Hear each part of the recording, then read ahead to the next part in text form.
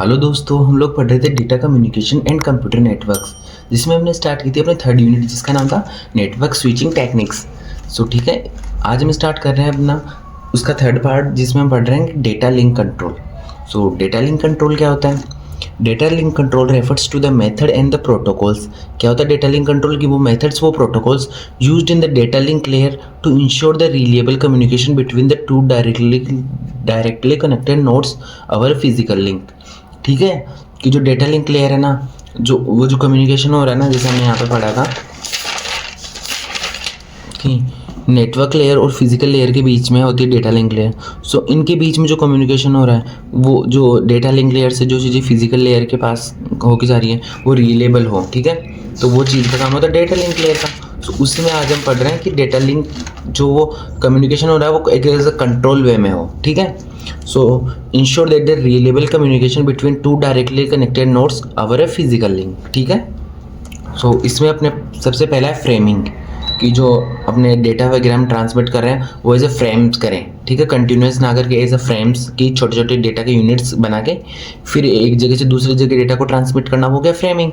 So framing is the process of dividing a stream of data into a manageable units called frames before the transmission. कि एक जगह से दूसरी जगह data transmit करना है अपने को, सो उसको मतलब कंटिन्यूस ना करके सो उसको अलग अलग फ्रेम्स में डिवाइड करके फिर डेटा को ट्रांसफ़र करें, वो हो गई चीज़ फ्रेमिंग। ठीक है, सो फ्रेमिंग अपन क्यों करते हैं, इसका पर्पस क्या है? To identify the start and end of each data packet. कि कोई भी डेटा जो पैकेट है वो कहाँ से स्टार्ट होगा और कहाँ तक जाएगा, तो वो चीज़ बताता है अपना framing. Ensure that data is received in the correct format, और जो डेटा अपने पास आ रहा है वो करेक्ट फॉर्मेट में आ रहा है, तो ये हो गया पर्पस ऑफ अ फ्रेमिंग। अब अपने पास है कौन कौन से टेक्निक्स जो हम यूज़ करते हैं फ्रेमिंग में। सो पहली होगी टेक्निक कैरेक्टर काउंट। ठीक है, इसमें क्या होता है? Adds a count character at the start of the frame, simple but error is in count can corrupt the whole frame. पहला हो गया कैरेक्टर काउंट, कि जो भी अपन एक जगह से दूसरे के ट्रांसमिट कर रहे हैं डेटा, तो उसमें कितने कैरेक्टर्स हैं उसको काउंट करके और स्टार्टिंग में ऐड कर देते हैं कि हाँ इतने काउंट के अपना जो फ्रेम है उसमें इतने कैरेक्टर्स हैं और उसको ट्रांसमिट करना, तो चीज़ों के कैरेक्टर काउंट। ये सिंपल होता है, easy, but error in count, but अगर हमको कैरेक्टर काउंट करने में एरर आ गया तो पूरा फ्रेम करप्ट हो गया, तो वो चीज़ों की पहली टेक्निक कैरेक्टर काउंट। ठीक है, दूसरी होगी फ्लाई बेस्ड, इसको बोलते हैं बीट स्टफिंग। इसमें क्या होता है? Use a special beat patterns, जैसे बीट पैटर्न्स हो गए ना, जैसे 0 0 1 1, उन सब में to indicate the frame boundaries. If some pattern then extra bits added. ठीक है, अगर एक जैसे पैटर्न आ गए एक दो जगह तो फिर हम एक्स्ट्रा बिट ऐड कर लेंगे, और उसी जो एक्स्ट्रा बिट ऐड करते हैं ना उसी को अपन बोलते हैं बीट स्टफिंग, तो इसलिए इसका नाम है बीट स्टफिंग या फ्लैग बेस्ड। ठीक है, नेक्स्ट है अपना कैरेक्टर ओरिएंटेड बाइट सफरिंग। ठीक है, इसमें क्या होता है? Use a special character like DLE STX to indicate the frame boundaries. और लास्ट हो गया अपने पास क्लॉक बेस्ड। इसमें क्या होता है? Use change in the signal, जैसे वोल्टेज में चेंज है, फ्रीक्वेंसी में चेंज, इनको यूज करके अपन रिप्रेजेंट करते हैं टू इंडिकेट द बाउंड्रीज। तो ये हो गया टेक्निक्स ऑफ अ फ्रेम, जो अपन फ्रेमिंग करते हैं ना वो। अब फ्रेमिंग पढ़ ली, अब अपन पढ़ते हैं next control flow. Control flow वही चीज़ की कैसे क्या कंट्रोल हो रहा है, डेटा एक जगह से दूसरी जगह जा रहा है तो कंट्रोल मैनर में जा रहा है, ऐसा नहीं कुछ भी उठ के जा रहा है। So it is a technique use to manage the rate of a data transmission, कि जो डेटा ट्रांसमिट हो रहा है ना उसकी रेट को मैनेज करना between a sender and a receiver to prevent the data loss. ठीक है, तो ये होगा control flow.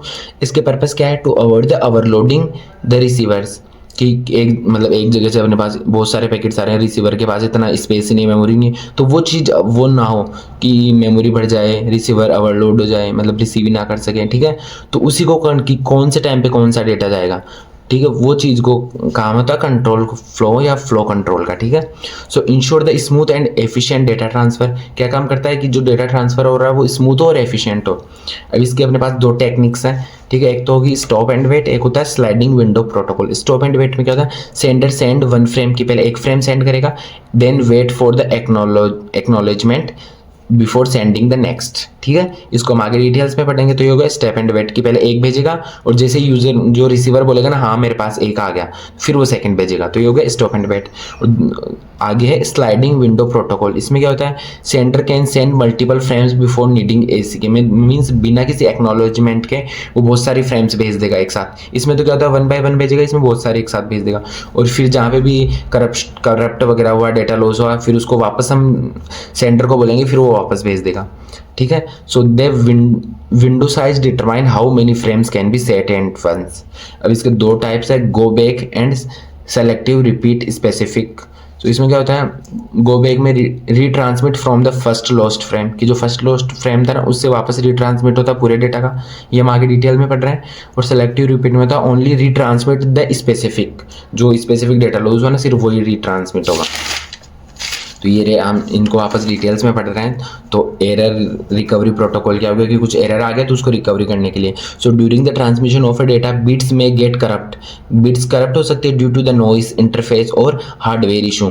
So error recovery protocols ensure that the receiver get correct and complete data, ठीक है, कि जो रिसीवर के पास कंप्लीट डेटा जाए। तो इसी के लिए अपने पास अलग अलग टेक्निक्स है, stop and wait, go back, selective repeat और पॉइंट टू पॉइंट, ठीक है, जो हमने अभी शॉर्ट में पढ़ी है, इनको डिटेल में पढ़ रहे हैं। सबसे पहले होगी स्टॉप एंड वेट, ARQ, ठीक है। स्टॉप एंड वेट में क्या होता है, it is the simple and fundamental error recovery protocol, की सबसे सिंपल और फंडामेंटल एरर रिकवरी प्रोटोकॉल। इसमें क्या होता है, that ensure that the data is correctly received.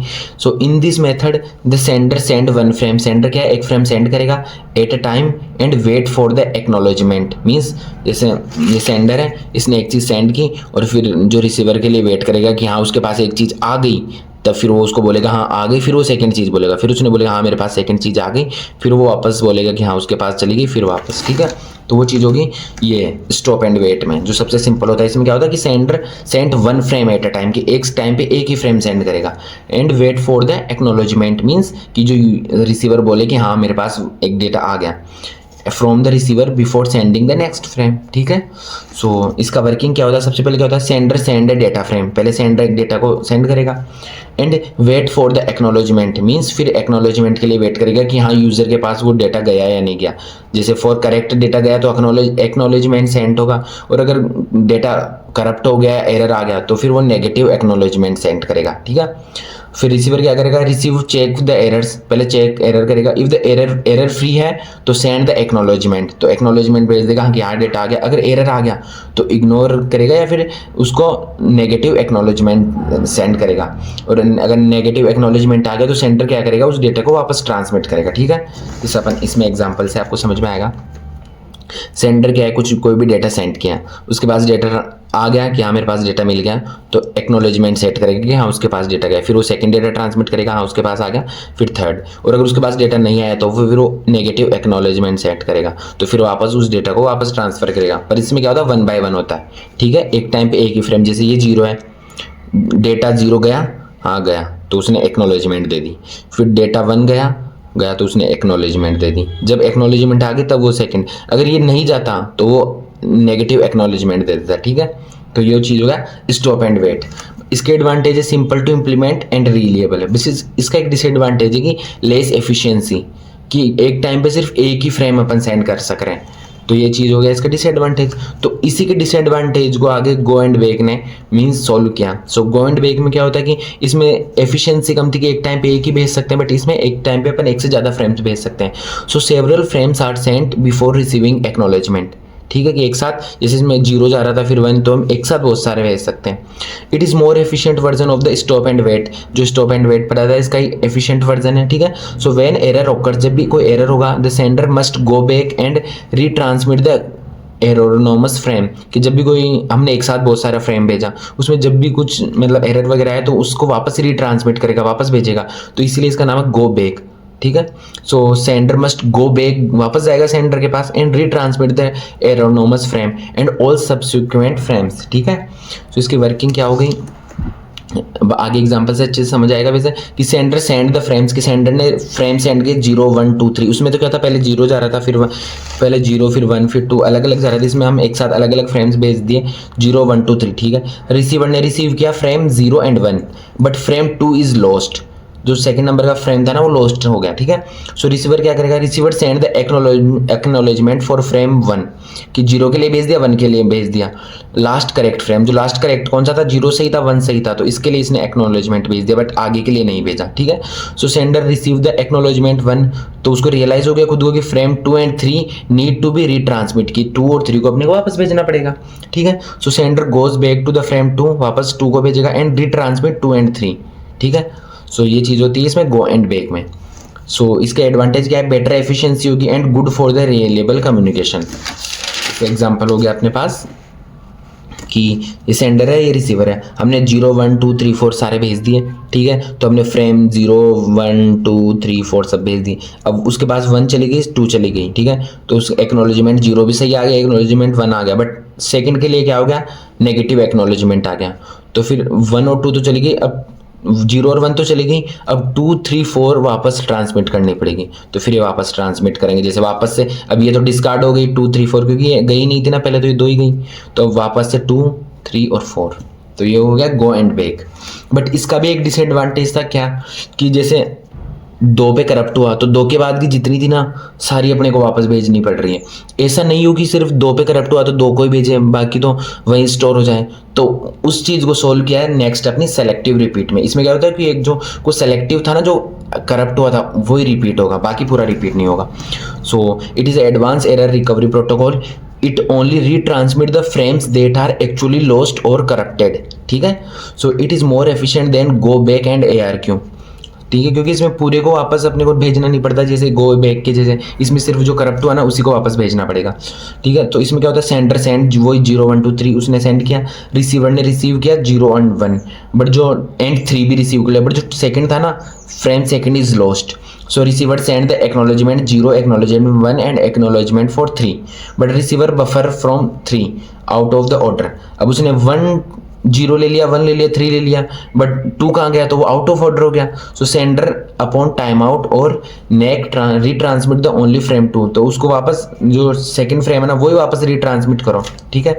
So once the frame 2 is received the receiver can now deliver 2 and 3 in a order. Advantage हो गया इसके, जैसे highly efficient, allow out of the order delivery and save the bandwidth, ठीक है। Example से समझ में आएगा आपको अच्छे से। जैसे 0 1 2 3 4 है, ठीक है, हमारे पास 0 आ गया, 1 आ गया, बट देखो F0, बट ये F2 था ना, ये नहीं आया अपने पास, ये लॉस्ट हो गया, और 3 आ गया, 4 आ गया, सबके लिए एक्नॉलेजमेंट आ गई।